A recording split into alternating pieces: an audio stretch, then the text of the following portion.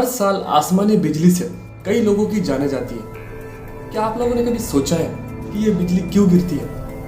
तो चलिए आज के वीडियो में हम इसी के बारे में जानते हैं।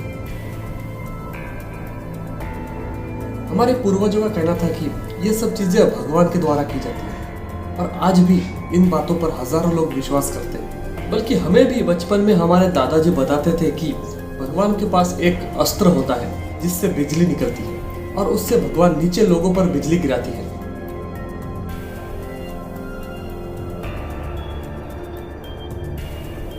ये सब बातें सिर्फ एक कहानी के तौर पर था। तो चलिए बिजली गिरने के सही रीजन के बारे में जानते हैं। आप लोगों ने देखा होगा कि जहां पर बिजली गिरती है वो जगह पूरी तरह से जल जाती है और अगर ये किसी इंसान के ऊपर गिर जाए तो उस इंसान का बचना नामुमकिन हो जाता है। इतना ज्यादा वोल्टेज, इतना ज्यादा करंट असल में आती कहां से है? आसमान से जो लाइट जैसी चीज धरती पर आती है असल में वो प्लाज्मा होती है, जो fourth state of matter, solid, liquid, gases और प्लाज्मा।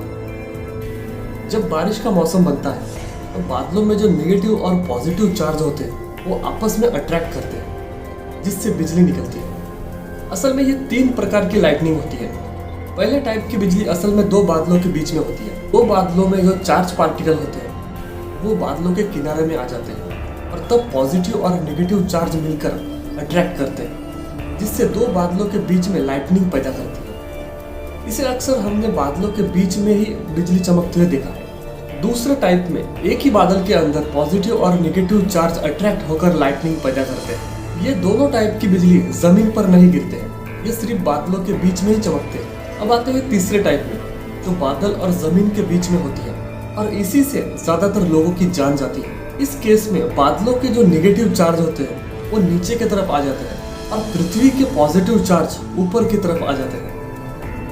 और जैसे जैसे बादल बड़े होते जाते हैं नेगेटिव चार्ज डिस्चार्ज होने के लिए पृथ्वी के सरफेस की तरफ अट्रैक्ट होने लगते हैं जिससे थंडर और लाइटनिंग होती है।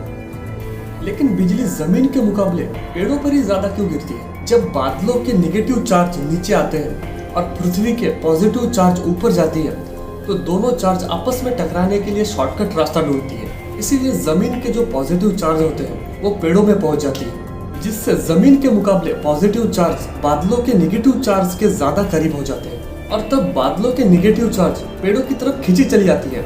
इसीलिए ज्यादातर बिजली जमीन को छोड़कर पेड़ों पर गिर जाती है।